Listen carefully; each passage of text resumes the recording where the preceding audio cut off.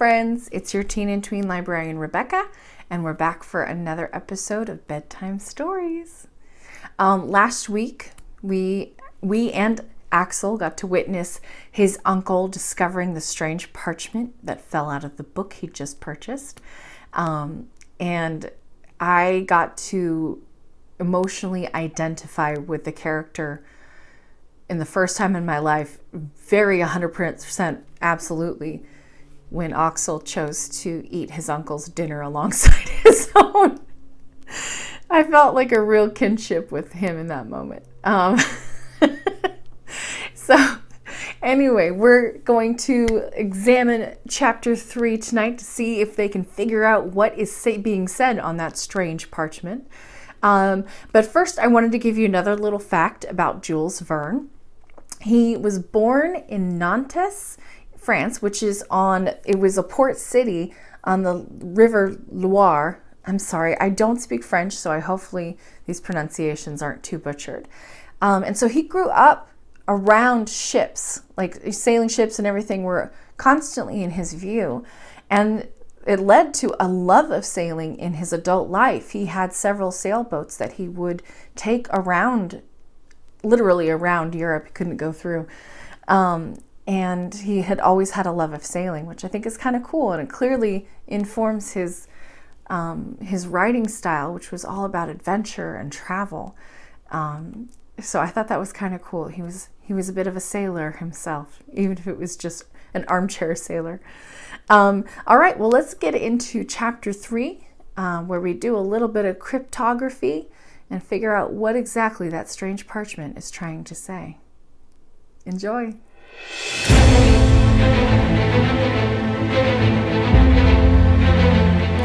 Chapter 3. My uncle is baffled. It's definitely runic, said the professor, frowning. But there is a secret to it which I mean to discover, or else... Sit down there, he added, extending his fist toward the table, and get ready to write. In an instant, I was ready. Now, I am going to dictate to you the letters of our alphabet, which correspond to these Icelandic characters. We shall see what that gives us. But by St. Michael, be careful not to make a mistake. The dictation began. I was as careful as I could be. The letters were called out one after another, and together they formed this incomprehensible succession of words. When I had finished, my uncle snatched up the paper upon which I had been writing and examined it closely for a long time. What does it mean? He kept repeating mechanically. Upon my honor, I could not have told him.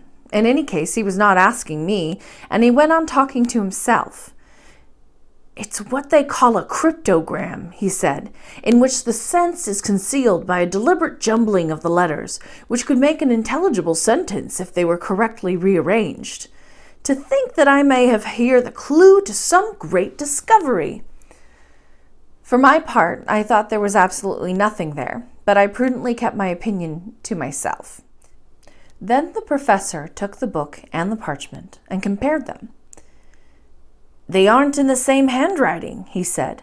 The cryptogram is of a later date than the book, and I can see indisputable proof of that right at the beginning. The first letter is a double M, a letter you would look for in vain in Turleson's book, for it was only added to the Icelandic alphabet in the 14th century. So there are at least 200 years between the book and the document. That, I admit, struck me as a logical conclusion. I am therefore led to think, continued my uncle, that one of the owners of this book wrote these mysterious letters. But who the devil was that owner? Wouldn't he have written his name somewhere on this manuscript? My uncle raised his spectacles, picked up a powerful magnifying glass, and carefully examined the first pages of the book. On the back of the second page, the one bearing the subtitle, he noticed a sort of stain which looked like a blot of ink. However, looking at it closely, he made out a few half-obliterated letters. My uncle realized that this was the interesting point, and he labored at the stain until, with the help of his magnifying glass, He ended up by distinguishing the following runic characters, which he read out without hesitation. Arna Saknusm! He cried triumphantly. Why, that's a name! And what is more, an Icelandic name, that of a famous alchemist of the 16th century. I looked at my uncle with a certain admiration.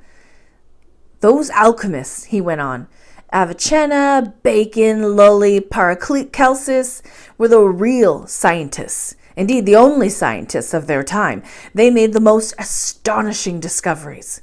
Why shouldn't this Saknussemm have concealed something surprising invention behind this incomprehensible cryptogram?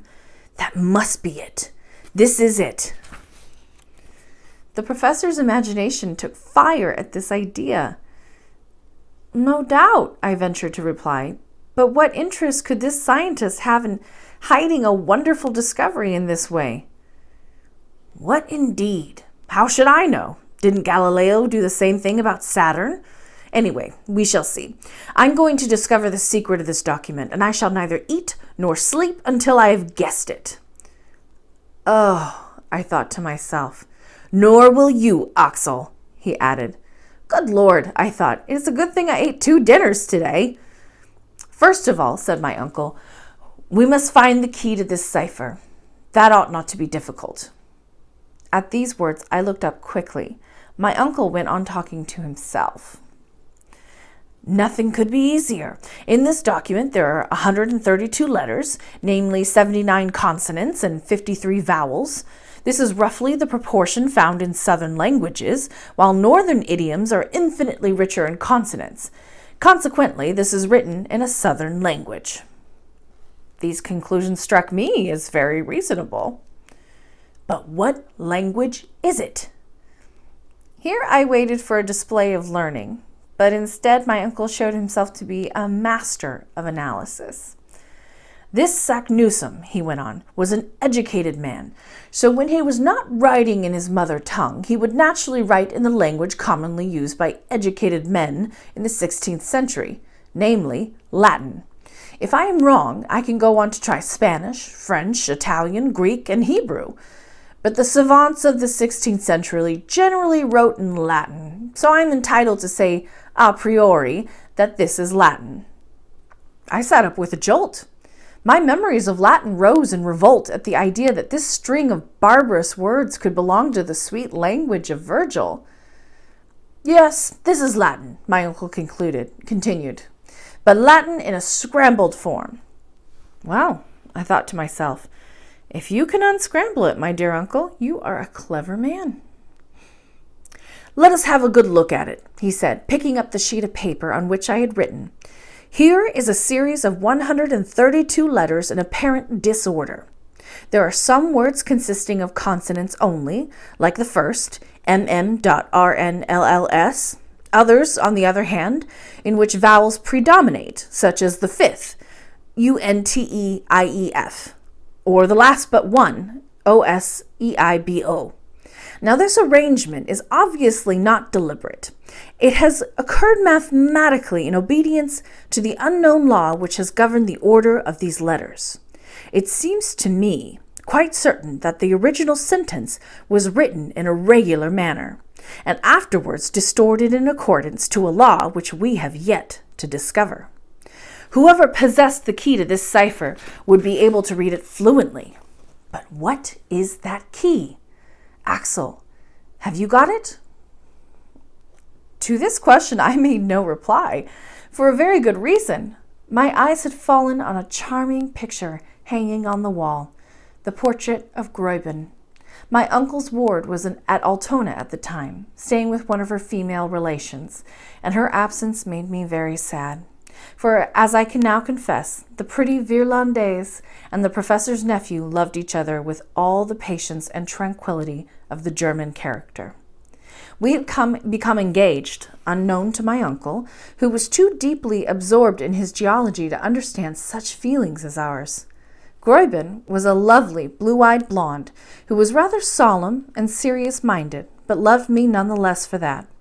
For my part, I adored her, and so the picture of my little Virlandaise transferred me in a single instant from the world of realities to that of dreams and memories. I recalled the faithful companion of my work and my pleasures. Every day she used to help me to arrange my uncle's precious specimens. She and I labeled them together. Oh, Graven was an accomplished mineralogist. She could have taught a few things to many a savant. She loved getting to the bottom of true scientific problems. What pleasant hours we had spent studying together, and how often I had envied the lot of those insensible stones which she handled with her charming fingers. Then, when our recreation time came, we used to go out together, strolling along the shady walks of the Ulster, and going together to the old tarred windmill, which looked so picturesque at the end of the lake.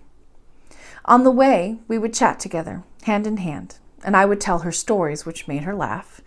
Eventually, we would come to the banks of the Elbe, and after saying goodbye to the swans gliding about amongst the big water lilies, we would return to the quay by the steamer.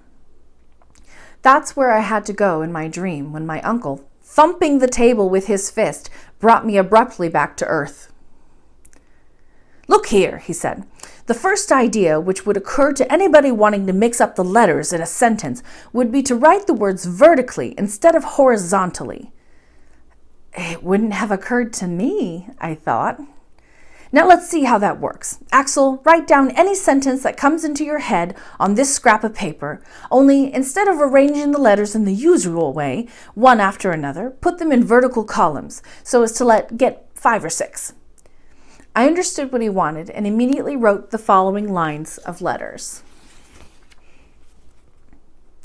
"Good," said the professor, without reading what I had written. "Now set out these groups of letters in a horizontal line." I obeyed and obtained the following result. "Splendid," said my uncle, snatching the paper out of my hands. "This already looks rather like the old document. The vowels and consonants are grouped in the same haphazard way, and there are even capitals and commas in the middle of the words, just as there are on the Saknussemmans parchment." I couldn't help thinking that what he said was extremely ingenious. "Now," my uncle went on, looking straight at me, "to read the sentence which you have just written and with which I am completely unfamiliar, all I need to do is to take the first letter of each word and then the second letter and so on." And my uncle, to his great surprise, and even more to mine, read out, "I love you very much, my dear little Graven."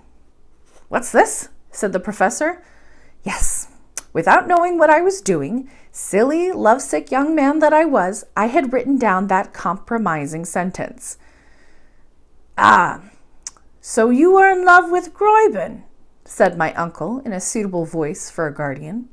"Yes, no," I stammered. "So you are in love with Graven," he repeated automatically. "Well, now let's apply my method to the document in question." Returning to the consideration of his absorbing theory, my uncle had already forgotten my imprudent words.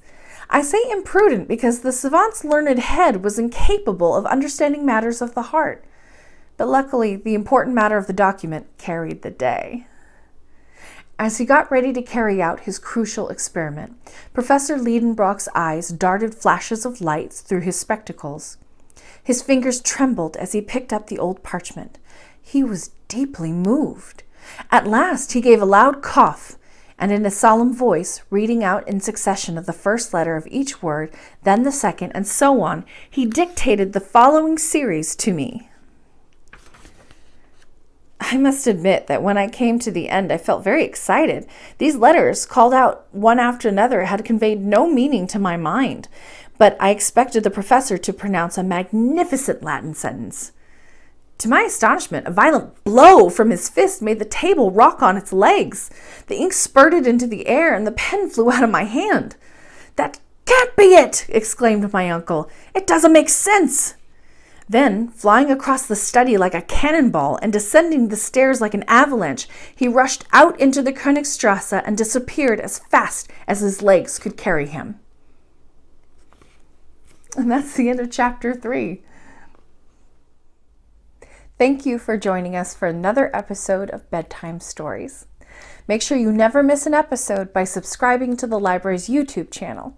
You can also find out what's happening at the library by visiting us on Facebook, Twitter, or Instagram. Or you can always just go to the library's website. I hope to see you again for the next episode of Bedtime Stories, but until then, be well and sleep well.